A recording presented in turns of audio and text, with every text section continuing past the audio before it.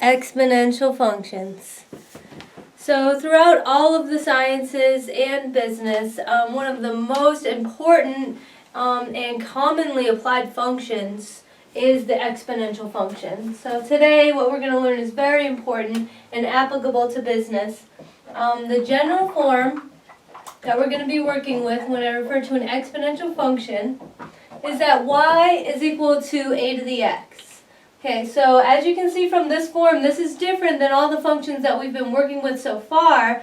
The main thing that's totally different is that the bottom part here is just a number. Usually on the polynomials we have like x to the 2, x to the 3. Here we have a number to the x, okay? So the independent variable x is now located in the exponent, and the base here is just a constant number a.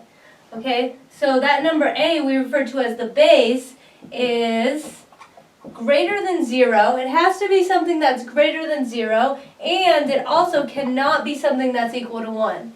So I'll explain that. The reason that it can't be equal to 1 is because think about what happens when you raise 1 to a power.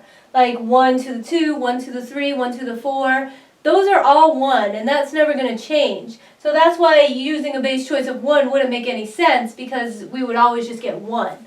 The reason that it's greater than 0 is actually even more important, because notice that the x up here is in the exponent.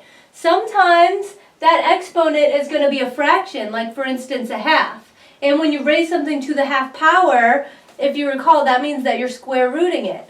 Okay, so keeping in mind that we're working over the real numbers, remember, we can't divide by 0, and the other thing is we can't square root a negative number. So we better not use a negative number as the base, otherwise we run into the problem of possibly square rooting it. So that's why that has that restrictions, and then the x is called the exponent. So the exponent is the x, and again, that's the independent variable as it's been this whole time. Okay, so now let's just go over a little bit of review of things that you should have seen in algebra before. We'll start really simple. For example, if I asked you what is a squared, where a is a real number, you would just take that number a and you'd multiply by itself, and then you'd have a squared. So it means multiply a by itself 2 times. Okay, and so likewise, if I said what's a to the 5th, you would say that's a times a times a times a times a. That will be a 5 times in a row. Multiply a by itself 5 times. That's what it means. Okay, so now let's review some other less common exponents. For example, what if a was to the 1/2? I just mentioned that, but do you remember what that means for a to be to the 1/2? That's right, it means that you're square rooting the a. And really the square root here, this is the default square root, which means I'm taking the square root with a little 2 in there. But I could go on to say what's a to the 1/3 or a to any other fraction. These are known as the fractional exponents. Okay, so what would a to the 1/3 mean? That would mean that I would be taking the cube root of a. And if I had a to the 1/4, that would mean that I'm taking the 4th root of a, etc. So these are your fractional powers. And then we're going to go into the negative powers, and we can combine fractional and negative powers as well. Do you remember what a negative power represents? It's not a negative number. It means that we're going to take 1 over a to the corresponding positive power. Okay, so if I have a to the -1, it means 1 over a. Likewise, if I have a to the -2, that means it's 1 over a squared. And if I have a to the -5, that will be 1 over a to the 5th. So if you ever see a negative up there in the exponent, you can think about that in terms of a fraction where you're just taking the corresponding positive power and putting it in the denominator of a fraction. Okay, so let's practice that a little bit by combining all those different things, and make sure that you are remembering that before we move on anymore. Okay, so for example, if I had like 4 to the -1/2, what would that simplify to? Okay, so it's negative power, so I'm going to address the negative power first by putting 1 over it, and then to the corresponding positive power. And then it's also a fractional power, so that is the same thing as a square root, so it looks like the quantity 4 to the negative 1/2 is the same thing as 1/2. Okay? Alright, now let's go over a few of the exponent rules that you may have seen before. Maybe you forgot about them, but now when we're working with exponential functions, you are going to very strongly need to understand your exponent rules. Okay, so the first, and by the way, these are not in the book if you're reading the book, section 5.1, so be very aware that I will expect you to know these rules. The first of which is, for example, if I have a number, a, and I raise it to a power x, and then I multiply that by the same exact base a to a different power y, how could I simplify that to be a to just one thing? Let's see if you remember. Fill in the hole there. Okay, so hopefully you put x plus y, because when you multiply two bases to a power, and that's the same exact base in each case, then you're going to add the exponents together to simplify that. Okay? If you can't really remember that, let me show you a quick way that you can derive that so that when you're working with stuff like this, if you don't have this rule in front of you, you can just think it out. Okay, so let's use it on these ones over here where we have, for example, a squared and a to the fifth. What if I took a squared and I multiplied it by a to the fifth? And I can't remember, am I supposed to times the 5 and the 2 or am I supposed to add it? Well, I could just write out exactly what that really is. For example, a squared, that's a times a. A to the fifth, that's a times a times a times a, 5 times. And then since I know that multiplication combines like this, I could just say, how many times did I actually multiply a? 1, 2, 3, 4, 5, 6, 7. Oh yeah, I did it 7 times. So that's why this rule is true. Okay, and remember, you can play that little game in your head so that you can recall that information and not necessarily have to memorize it. Okay, so if that's straightforward, then let's go on to the next rule. And that's going to be, what if I have a to the x, and then I raise that quantity to the y? Take a good look at this and differentiate this expression from this expression, which is the product of two things that are both in base a. This is a to the x, and then I took that and I raised it to the y. And what happens there is that simplifies to the base a to the x times y. Okay, so we have one additive rule right here where multiplication transfers into addition. And then we have a double exponentiation here where if I exponentiate twice, that turns into the product of the exponents. Okay, so this can be a little confusing, but once again, if you can't remember which is which, you can always go back to like something that would make sense for you, which would be to derive it. For example, if I said that I have a squared to the fifth, what does it really mean? What does it mean to put that to the fifth? Well, that means that I have a times a, which is a squared, and I'm multiplying that out 5 times. That's what to the fifth means. 1, 2, 3, 4, 5. And each one inside has 2, so how many a's do I have now? 10. So that's why. That's why it gets to a to the 10, is because if you write them all out, you can see it there. Okay, so try to keep these two rules in mind as we move forward. And later when we get into logarithms, we're going to see some logarithmic properties that correspond to these two rules. Okay, so just as a quick test to see if you're ready to move on, do out some examples. What is 4 squared times 4 to the 3? Simplify that. What is 7 to the 1/2 times 7 to the negative 2? And then what is 3 to the 4, quantity to the 5? Okay, so simplify these, which is to say put them all inside one base. So for this one you'll have 4 to the something, this will be 7 to the something, and this will be 3 to the something. Okay, so let's see what we're going to get here. Remember that this is really 2 4s and then another 3 4s, and so then 2 plus 3 is 5. So this is 4 to the 5, right? Okay, so this one has kind of a weirdness to it. It's got the fractional and the negative exponents. Nonetheless, this rule still applies. Okay, so I'm just going to add the numbers 1/2 plus negative 2, and so what I'm going to end up with is negative 1.5. okay, or negative 3/2. That's also acceptable. And keep in mind that this would be the same thing as 1 over 7 to the positive 0.5. That's what it means to be a negative exponent. And this would also be the same thing as 1 over 7, 7 to the 1, times square root of 7, because that's 7 to the 1/2. Okay, so these are all the same for this one. And then did you get this one? Okay, so this rule is the multiplication rule, so the answer there, 3 to the 20. 3 to the 20. Alright, so if you did not get these, then you're going to want to look up exponent rules. Probably if you search the internet for your classic exponent rules, then you're going to find some additional examples of this, and make sure that you're up to speed on this as we move along. Okay, so now before I go into the graphing of it, I'll talk a little bit about how you get values such as these on your calculator.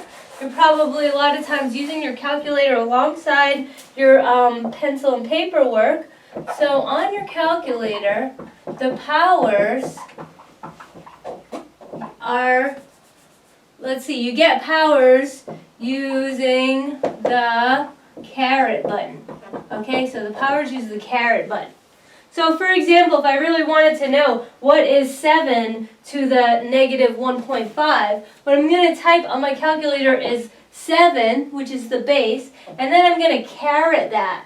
Okay? And now when you after you do the caret, I would recommend that you open a parentheses, and then you put the exponent in the parentheses. Now for this one, it actually wouldn't matter too much.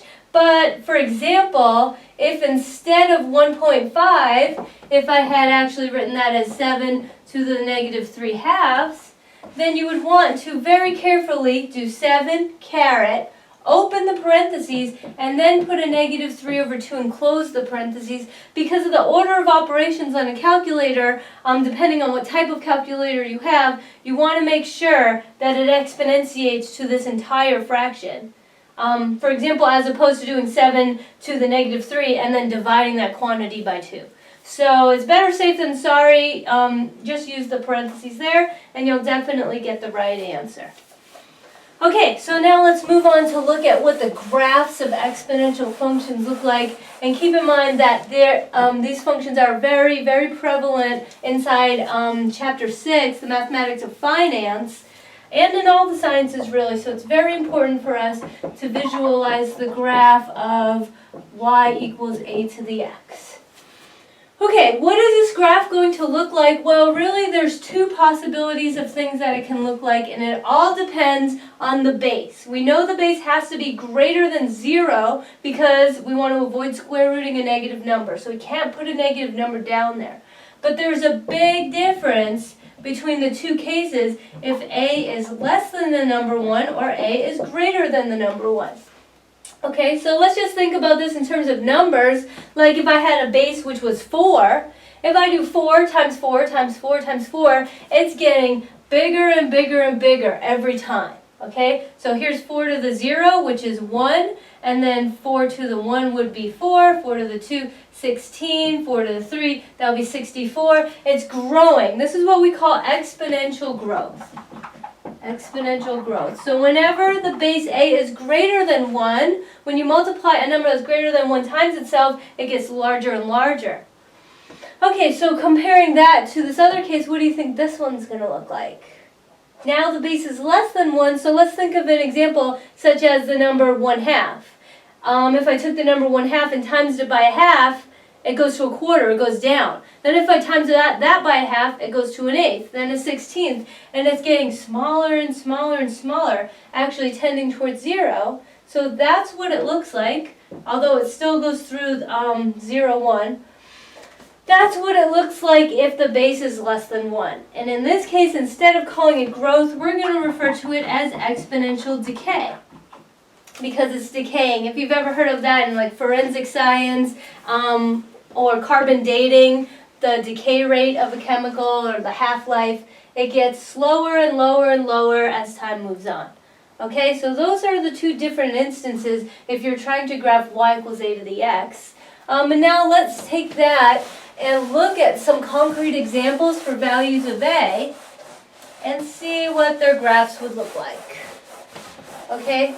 So one thing that I want you to notice here, please note that if I raise any base a to the 0th power, do you know what that would be? 2 to the 0, 3 to the 0, 8 to the 0. Those are all equal to 1. Okay, so that means that the point 0, 1 is always on the graph. And you'll see that even if I'm in the case of decay or if I'm in the case of growth, that graph is always going through x equals 0, y equals 1. Okay, so keep that in mind.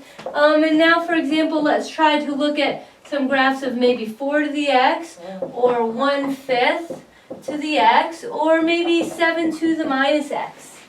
Okay, so that last one's a little different because instead of putting it to the positive x, I put it to the minus x, and you're going to want to use your understanding of what it means to be a fractional power and the two exponent rules we went over to try to derive what that one would look like.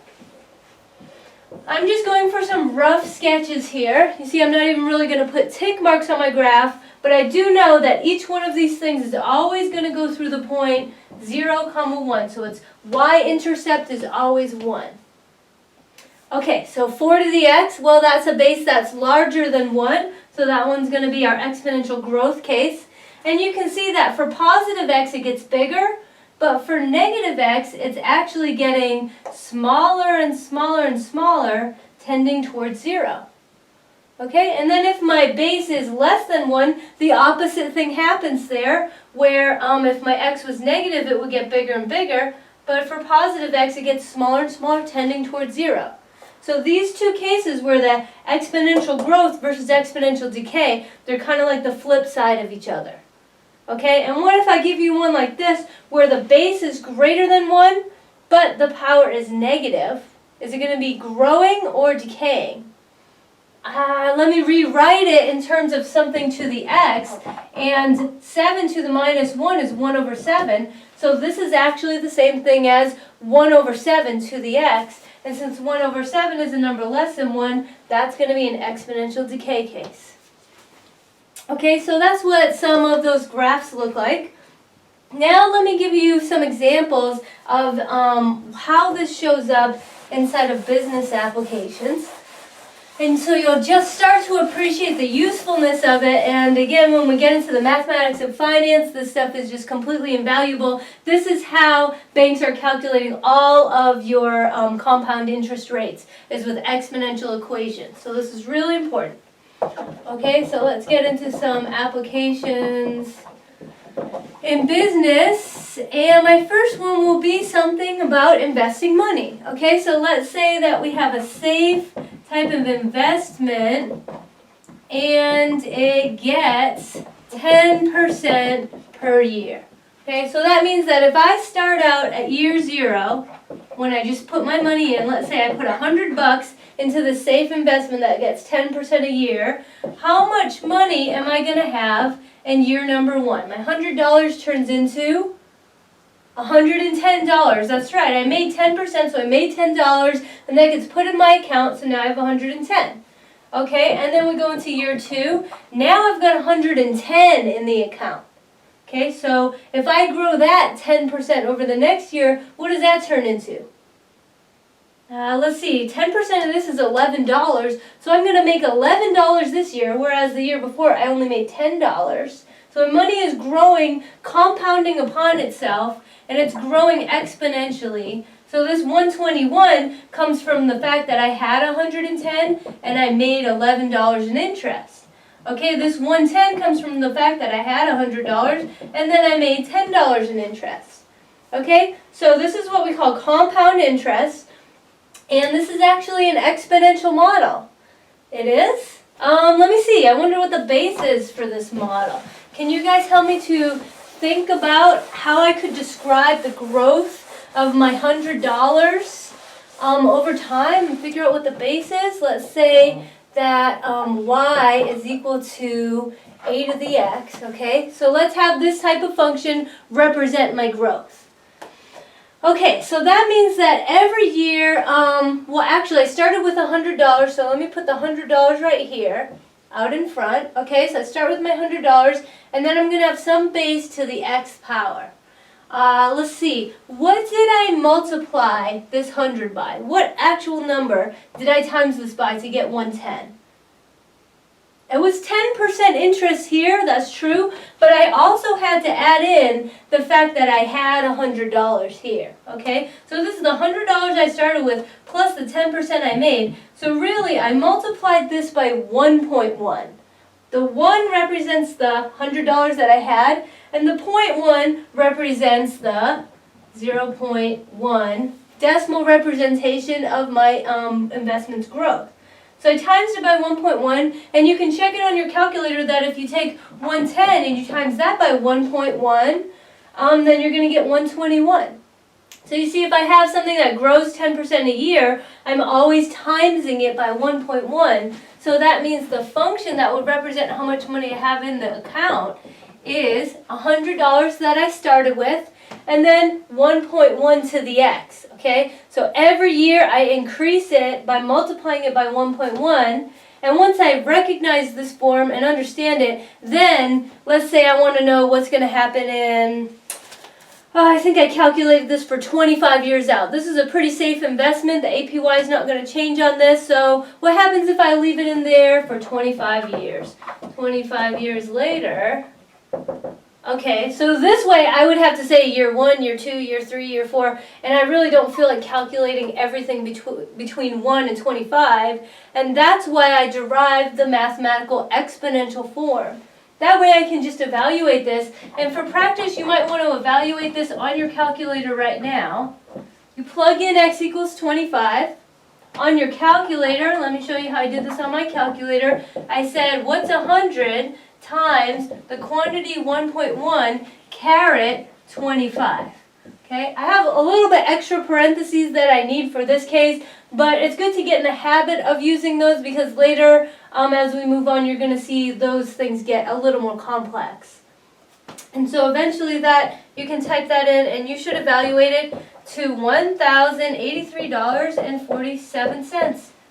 And that's pretty good. I started with $100. 25 years later, I have over 10 times as much, even though it was just growing at 10% a year. And the reason that I got so much extra money is because it's an exponential form. Okay, so if you want to tie this back into the graphs that we were thinking about, the base A for this is something that's greater than 0. So the graph looks like this, and you can see that the longer you leave it in there, the faster it grows up. That's the thing about an exponential. Think about the other things that we've learned so far, linear, quadratic, cubic, all those polynomials. It turns out that an exponential form like that grows faster than any of the polynomials. So no matter how high of a power you put on a polynomial, if you have an exponential form like this, eventually the growth will overtake a polynomial type of growth. This is the fastest growing function that you're going to see, so it's good to know that that's how they're calculating our money. And if anybody ever told you to start saving for your retirement back when you turned 18 or whatever, they were right. Because the longer you leave it in there, the faster it's going to grow, the more money you're going to make year by year. Okay, so let's get into one more example before we end the video. Not only can I consider investments as exponential forms, but I can also consider depreciation that way.